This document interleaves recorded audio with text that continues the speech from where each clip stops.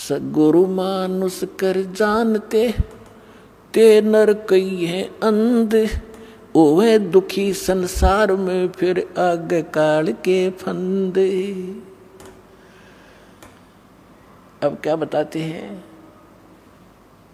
कि गुरु को यदि आप मनुष्य एज ए मैन ट्रीट करोगे तो अधूरे रह जाओगे। जैसे पुण्यात्माओं, एक गणित के अंदर एक प्रश्न आता है, क्वेश्चन आता है, और जिसमें मूलधन ज्ञात करना होता है, तो ओरिजिनल मूलधन तो अरबों और करोड़ों में होता है। उस अरबों और करोड़ों के मूलधन को प्राप्त करने के लिए सपोज करना पड़ता है कि मान लो मूलधन 100 रुपये।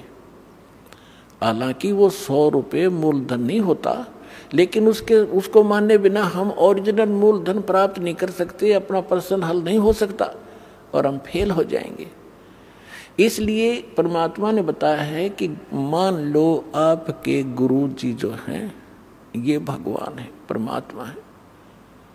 अगर इस दास के स्थान पर परमात्मा आए 600 वर्ष रह कर चले गए, हमने उनको भगवान नहीं माना, सुख भी मिले दुख भी दूर हुए, ऐसी अनहोनी घटनाएं टली हमारी, सोच भी नहीं सकते थे। आज भी वही कबीर साहब कर रहा है, इस दास को तो निमत निमत बना रखा है। पुण्यात्माओं ये सत्कर मान लो। कहते करे करावे साइया मन में लहर उठा, दादू से दर जीव के वो आप बगल हो जाओ। और उस समय तो स्वयं आए हुए थे, इतने सुख दिए और मुर्दे तक जीवित किए, लेकिन इन नकली संतों काल के दूतों ने भगवान को लाल को कौड़ी बताया, भगवान को भगवान नहीं मानने दिया। तो हमने उनको गुरु नहीं माना, जिस कारण से वो छोड़ गए हमारे को। और लेकिन दयालु हैं, आपको चार्ज कर गए इतनी आशीर्वाद दे दे के, और आपको प्रथम मंत्र दिया गया था 5 नाम का, जो बीच बीच के आपके नाम है। अब जो कंप्लीट कोर्स तो अब देना था ये, तो उससे भी आपको इतना लाभ मिल गया कि कुछ संसारिक धंधे आपके ठीक होते रहे, सुख होते रहे काल के, और फिर मनुष्य जीवन अधिक प्राप्त हो गए, जिस कारण से आज आप मनुष्य जीवन प्राप्त करते हुए आ रहे हो। और आपके अंदर कैसे गुण हैं, एक देवता जैसे। एक ये आश्रम है और इसमें परमात्मा के प्रगट दिवस के ऊपर लगभग 70-80 हजार श्रद्धालु आए थे। अरे ऐसे बैठे थे जैसे ऐसे ढंग से सेट रहे, यहाँ पर कोई किसी प्रकार की कोई असुविधा एक दूसरे को नहीं होने दी।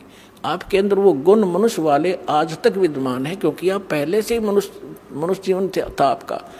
और अब भी अगर इस समय पर भी आपको ये सतमार्ग ना मिलता तो आपकी बैटरी अब डिस्चार्ज हो जाती, फाइनल था आपका जीवन, आगे पशु योनि में जाते। तो अब दयालु ने फिर आकर चार्जर लगा दिया, और अब भी चूक गए तो फिर असंग जन्म ठिकाना नहीं आपका, ये सत्कर मान लियो। असंग जन्म जाकर मुश्किल से फिर कभी इसी समय में ये दाव आपका फिर लगेगा। अब मान लीजिए मूलधन 100 रुपये, अब वो 100 रुपये मूलधन माना और प्रश्न हल हो गया, ओरिजिनल मूलधन मिल गया जो लाखों और करोड़ों में था। तो इस दास को आप ये समझ लीजिए कि इस दास के स्थान पर परमात्मा होते कबीर साहब, जिसके लिए आप भटक रहे हो, जिसके लिए राजाओं ने राज त्याग दिया और उल्टे सुल्टे खड़े होकर के भगवान पाने के लिए तपस्याएं की, और वो यहाँ बैठे होते तो आप कैसा व्यवहार करते। मैं बताता हूँ कैसे करते हैं। एक तो झूठ नहीं बोलते, क्योंकि अंतर्यामी है, ये सारा जानते हैं। तो झूठ कौन बोलेगा? जो मर्यादा तोड़ रहा होगा, जो भगवान से डरने वाला ना होगा, जो ये नहीं समझ रहा होगा कि सामने भगवान गुरु नहीं भगवान खड़े हों, तो मैं उनसे क्या प्रश्न उत्तर करूं। तो वो सच झूठ नहीं बोलेगा। कोई गलती हुई है तो वो कहेगा जी गलती होगी, मैंने बीड़ी पी ली या कोई देव पूज लिया या कोई अन्य गलती होगी, तो उसका समाधान दिया दाता ने कि आपका कनेक्शन कट गया, इसको पुनः सुचारू करवाइए, शुद्धिकरण मंत्र की करा ले और फिर से शुरू हो जा, आगे गलती ना करना।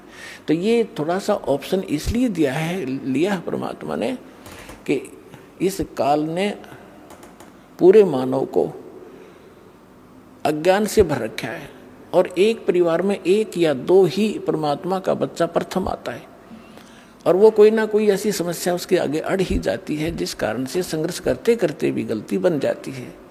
तो फिर उसके लिए बताया जाता दोबारा उपदेश ले और आगे भगवान को याद करके और मर्यादाएं खंड नहीं करना, नहीं तो भक्ति नहीं चलेगी।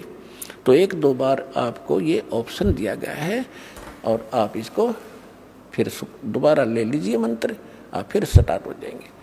जैसे किसी का मंत्र खंड हो जाता है, दूर देश में बैठा है और उसका पर जहाँ फोन आता है, प्रार्थना होती है, तो उसका मंत्र खंड भी होता है, तो भक्ति बंद नहीं करनी चाहिए उसने, क्योंकि उसने नोइंगली नहीं कर रखी।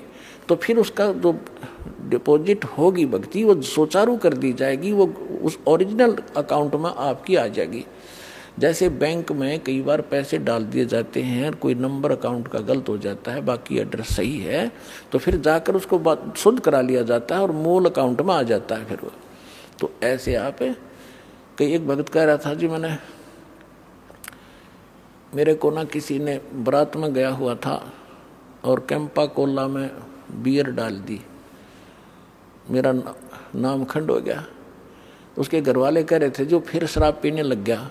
फिर वो आया, जब उससे पूछा भाई ऐसी गलती क्यों करी, कहने लगा जी मेरे साथ ऐसे ऐसे धोखा हो गया। फिर मैंने सोचा टूटता गया पी ले छक्के कोई बात हुई है मूर्ख आदमी। अब जैसे किसी के पैर पे गलती से कोई पत्थर गिर गया और उंगली का चोट लाएगी तो सारे टांग ने तोड़ ले फिरते, टूट तक गई है थोड़ी सी, है बिना अकल की बात तुम्हारी। तो उसको ऐसा नहीं करना चाहिए। वो खंड आपने किया नहीं, किसी कारण से हो गया तो वो खंड भी नहीं होता ऐसे। अगर किसी ने आपके साथ धोखा किया है तो आपका नाम खंडित नहीं हुआ। फिर भी शंका बनी है तो सुचारू करवा लीजिए, वो कोई दिक्कत नहीं।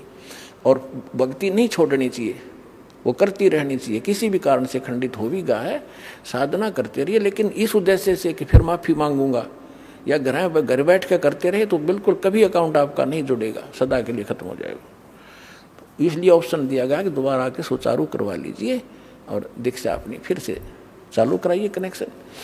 तो परमात्मा ने बताया है कि गुरु मानुष कर जानते ते नर कहिए अंध, महादुखी संसार में फिर आग गए यम के फंद।